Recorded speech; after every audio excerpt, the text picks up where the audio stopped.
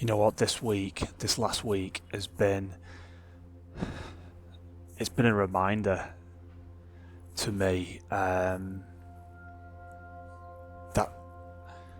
taking time out and just taking a stop check on where I'm at and what I'm doing, why I'm doing it, how I'm doing it, where I'm doing it, all that sort of stuff.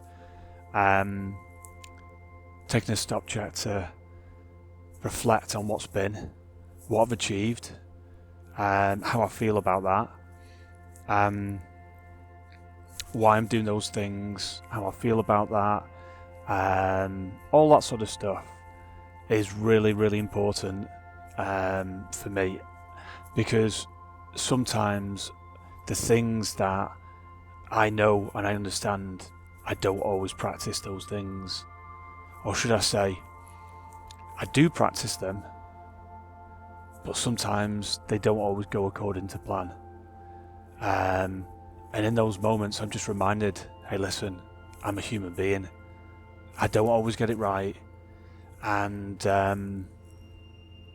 that's why those things become practice. So, last week for me, there's a few days that I was meant to train. You'll see all this in the project data for March's challenge, because the plan for March's challenge was to remove the Wednesdays. So it would look like this: Monday, Tuesday training, Thursday, Friday, Saturday training, leaving Wednesday and Sunday as rest and recovery days. Last week I didn't train on 2 of the days, which has basically put me in a situation now whereby those days can roll up, so I can incorporate those into the remaining days in March's challenge, but they're going to have to be Wednesdays. So how it's going to look now for March's fitness challenge is it's going to be Monday, Tuesday, Wednesday, Thursday, Friday, Saturday. Next week, Monday, Tuesday, Wednesday, Thursday, Friday, Saturday, until the challenge is complete. Now, the great thing about building out a fitness challenge as a project with a high-level overview, like on Google Sheets, means that if I do decide to take a day to do something else or not train or whatever it may be, is I can factor that in. That's how easy it is to do that. I can get that level of detail, that level of information very, very quickly, and I can change things very, very quickly. And that's what I love about having it there. It also gives me high level of information to be able to ascertain what I actually want to do next, and it keeps me accountable. So the choices that I made last week regarding training, not training, rolling things forward, carrying it forward, they were conscious decisions, and it allowed me to move into logic and think, okay, if this, then that. If this happens, so if I don't train on that day, then this needs to happen. And what it does is it means that I can make those choices, make those decisions comfortably, logically, and without a great deal of emotion. But what it does do, and where I am right now, is this. Undeniably, if I don't train Monday, Tuesday, Wednesday, Thursday, Friday, Saturday this week and the next week, as you'll see on the project plan at the end of today's vlog, then it's going to have to move into a Sunday, or I'm going to have to increase the numbers on the existing days. So today's focus is going to be 250 pull-ups with the 10 kilogram weight, 250 rings dips with the 7.5 kg weight, and the 5,000 meters rowed. So I've only got 2 Sundays remaining, so if I decide not to train one of these days, I'm going to have to pick a Sunday. And if I decide to train and pick out another 2 days, then I'm going to have to start to increase that number. So instead of 250 pull-ups, it's going to be whatever that number is. So the point that I'm making is there's always room for manoeuvre as long as there is a project plan in place because the project plan, the Google Sheets, allows me to remain in control and have my finger on the pulse. So, that being said, last week, 100% things that I removed from my lifestyle, and things that I brought into and introduced more of. So you can probably tell now there's a mixture of sunshine at the moment. So right now, as we start to move into March, the weather's obviously, living in the beautiful city of Manchester. Listen, it can rain one minute and be sunshine the next minute, but the point is we're going to start to move into decent weather in terms of sunshine. It's going to start to get warmer, all that sort of stuff. Last week, there's things that I wanted to do, things that I needed to do, but more importantly, I needed to get some downtime in there as well, because I felt as if there was a lot of time that I was spent, let's just keep it really simple, in front of a computer, absorbing lots of information, communicating with lots of different people in different ways. So there's that element to it. So you got the mental side of it, and then you got the physical side, which is high levels of the endurance training. And what was happening was I needed to power down my battery, so recharge, rest and recovery, remove certain things.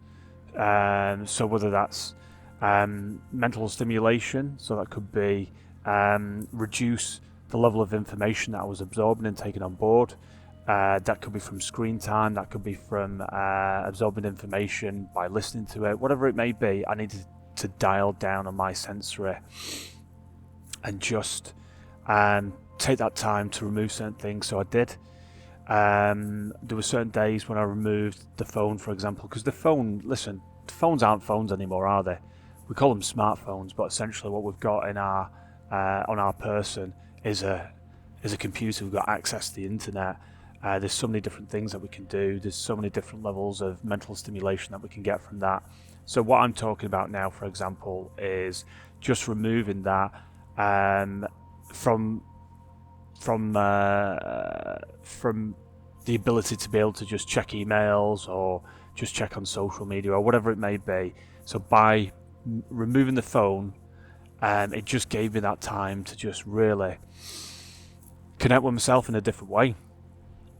And by time blocking that into my diary and scheduling time out, I was able to then think, okay, well, I'm going to do those things later on today. I'm going to factor these things around pre-existing arrangements that I've got in my calendar. And it almost forced me to create this situation where I was really being analytical of my time and how it was being spent. And it was good for me. It was good for me because I felt like I was weighted in too many different areas all at once. So there was high levels of the physical training, which I love, and I'm a big advocate of physical exercise. But then there was also high levels of mental stimulation. So when I'm doing the physical training, I like to read non-fiction books. I like to absorb fresh information. So I'm getting high levels of mental stimulation as well as high levels of physical stimulation. And I enjoy those things. But there does become a point when I can become fatigued, and there can be lots of different sensory overloads going on, and I just need to take time out. This is talked about in many different ways. Burnout is something that is floated around there. It is a term that's used. How I'm going to describe it to you is this. I'm going to say it's those moments where you could say, how's your day been, Phil? And I could say, yeah, I've had a really good day. So if I had to simplify it physically, this is the training that I've done today: 250 pull-ups, 10 kilogram weight, 250 rings dips, 7.5 kilogram weight, rode 5,000 meters, done some walking. I've had lots of different interactions with people in real time as well as screen time, so in person as well as screen time. And I've also done lots of things to mentally stimulate my brain, but I've done this over high levels, long periods of time during the day, so I've not necessarily had lots of different breaks in there. So some bad habits have crept in is what I'm trying to talk about. So on the face of it, I might have achieved lots of different things, so moving in the direction of different goals that I'm setting myself personally and professionally. But what's actually happened is I've become fatigued, so physically tired, mentally tired, to the point whereby I just want to literally curl up. I'm talking about that point where I'm just really powering down. But getting to that point is when it's gone too far for me. So that self-awareness of being at that point, of just literally wanting to do almost nothing, knowing that by doing nothing, I'm actually doing something. By doing nothing, by having no screen time, no physical training, making sure that I'm keeping hydrated, but removing sensory lights, removing lighting, removing sounds, and just really incubating myself. To get to that point, it's not necessarily a good place for me to be. Now, when I take that time out, so it might be like a 20-minute nap, 30-minute nap during the day, for example, and this excludes good sleep in the evening. But by taking that time out, when I wake up, what I'm realizing is, do you know what? Some of the things that I'm doing, are they needed? Do I have to do those things? Yes, I do have to do those things. Okay, let's factor those into the day. What about those other things? Do I have to do those things? Are they important? Are they urgent? Well, no, they're not. So do they need to be done today? Well, no, they don't. What about tomorrow? Some of them yes, some of them no. Okay. So what I'm starting to do at this point is I'm starting to reflect on my life situation, my lifestyle, what I'm doing, what are the things that are helping me, and what are the things that are not helping me or hurting me. And I want to make sure that I'm not getting in the way of me, because there are absolutely times, and part of my personality is that I can spin lots of plates and put heavily weighted effort in lots of different areas, or I can just focus it in one area for a major chunk of time during the day. And whilst some of these things sound amazing, and they are some of the things that I excel in, and some of the things that I would consider to be great elements of success for me as a person, they are also sometimes things that can be great challenges for me, if not dialed down, if not monitored and measured and managed and time bound. So knowing this about myself and knowing these things, it still doesn't stop it happening. I just need to focus on becoming more self-aware of that. So when it does happen, calling it out and saying, do you know what, today my time and attention have been focused and weighted in this area and that area, and it's now time to take a break. So focus on some breathing meditation. Focus on some mindfulness exercises. So I'm going to simplify mindfulness. This is how I would explain it. Mindfulness is being present in that moment. Being present in that moment. So if I apply breathing meditation in that moment, I'm just focusing on my breath, my breathing, my breath work. So I could be sat somewhere where I feel really comfortable. It could be here right now, it could be outside. It could be anywhere. I could be laying down on a bed, I could be sat on a couch, I could be in an environment that I really, really enjoy, where I feel psychologically safe, really, really comfortable, and just focus on my breathing. And I'm not focusing on anything else. So by doing that, I'm allowing myself to just better connect to me as a person. And that mindfulness means that I'm mindful of exactly what is going on in that moment with no distractions. So if I was sat here right now, I might just hear the sounds of the city. The cars in the background, the workers doing whatever they're doing, the cranes building new towers here, the birds in the sky, whatever it is, all those different things are happening around me, but I'm just existing in this moment. I'm here, I'm listening to the sounds, I'm focusing on my breath, and I'm not allowing myself to get distracted by any one thing. I'm just being. Those moments are really, really powerful. Those moments are really, really powerful because the mindfulness exercises are dealt with whilst being awake in the conscious. Sleeping and resting is not the same thing. It's not the same thing. It's a different type of rest and recovery. So the mindfulness exercises is being awake, is being mentally and physically awake, and putting myself in a situation where I'm focused on my breath work, or I'm just allowing myself to be. So it's a different type of rest and recovery. It's a different type of mind-body connection. So that's what I focused on last week. So there was at least 2 solid days where I focused on those elements, as well as doing the other things that I enjoy, doing all things that had to be done or needed to be done as part of my lifestyle. But honestly, I feel supercharged now, supercharged mentally and physically, and I wanted to share that with you, because here's the thing: if I didn't do what I did last week, then using that word burnout, which is a thing, maybe it'd be a different story now. Maybe I won't be training today because I'm just not feeling it, and my nutrition has slipped, or I'm feeling mentally tired and physically tired, or something like that. One of the hardest parts, one of the most challenging parts, is delving into that self-awareness element and saying, you know what, I'm not feeling it today, but this is why I'm not feeling it today. These are my reasons for that. But this is what I'm going to do about it. This is how I'm going to look after myself. This is how I'm going to take care of myself. I realise that X, Y, and Z need to be done today for these reasons, but I'm not going to do this thing, and I'm not going to do that thing. And I understand why those choices are being made, because you know what? It's about being kind to myself. It's about looking after me. It's about prioritising myself in those situations so I'm the best version of me that I can be for me. But also those people around me, those people that I care about, those people that I love, friends, family, all that sort of stuff. Okay, on that note, coming back to March's fitness challenge, I'm almost 50% of the way through the challenge,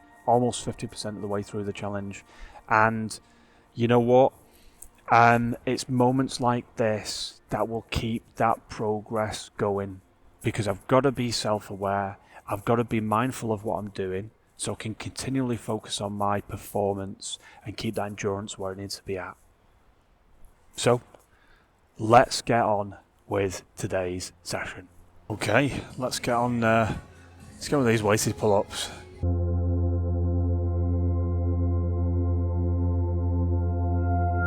Beautiful. 250 pull-ups achieved there. You know what? Just plugged into some deep learning there. Totally got in the zone, into flow state. So it's now going to be 250 rings dips. Okay, that is the rings dips done. 250 rings dips with a 7.5 kg weight. Let's get on to indoor rows. Okay, this is where I'm going to perspire, say goodbye to dry skin. Let's go. Here we are. So I'm going to get this changed up. Make sure that it's on the 3 for continuity. Make sure that that is on a 10, which will be, let me get it on. Right, let's get the feet strapped in. Let's get pulling. Let's get doing these rows.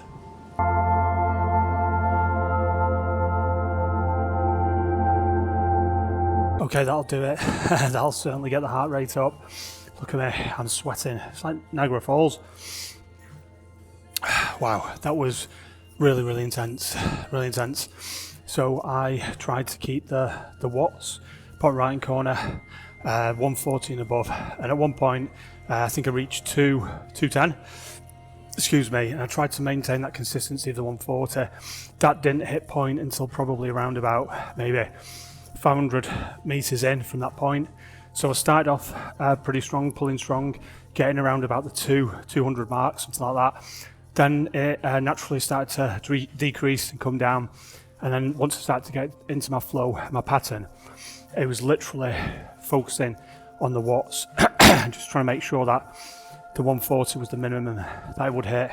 I can definitely feel the improvement, but more importantly, I can see the improvement. The data doesn't lie. So looking from day one of March's challenge to today, I can already see that there's a big difference there. There's lots of improvement, of course, to do. The biggest part about this exercise versus the pull-ups and the rings dips is Pull-ups, I'm very, very, very familiar with. Rings dips, I'm very familiar with that too. But both of those exercises are different controlled exercises, hence the reps, sets, blocks, milestones, the intermittent rests, the hydration, all that sort of stuff. When I get on the indoor rower, there's none of that. As soon as my hands get on that bar, that's it. If my mouth starts to go dry, like it feels now, that's it. All I know is I've got 5,000 indoor meters to row. That is a target. That is a goal. That is me with my eyes on the prize. What an immense session. Check out the data. So here is the data. This is the best part, I would say, looking at this. Of course, no, the best part, listen, is actually doing the challenge, doing the pull-ups, doing the rings dips, doing the rowing. But you know what? When I pull up the project like this and I see the data and I see what I'm achieving, it just sort of brings everything together. So day 9 complete, 250 pull-ups with a 10 kilogram weight, 250 rings dips with a 7.5 kilogram weight. I'm still deliberating over whether to increase that weight and take it up to the 10 kg. I'll see how we get on with that. And of course the 5,000 meters rowed. So at this stage, you know, the project, the fitness challenge for March, started off with a 7.5 kilogram weight as a focus for the pull-ups and a 2.5 kilogram weight for the rings dips. And so far, both of those exercises have increased. The meters rowed, the indoor rower, that is absolutely surprising me. I am enjoying it. It's a completely different type of exercise, of workout, of feeling, sensation, all that sort of stuff. It's completely different to how I normally train for the muscular endurance, so the pull-ups, the ring dips, that type of thing. But I'm absolutely loving it, and the data is looking good too. Of course, the focus is just getting the 5,000 meters rowed achieved, but seeing how I'm getting there, seeing how the time is reducing, all that sort of stuff is exciting. So I'm really looking forward to see how this plays out. So let's take a look at today's session in more detail.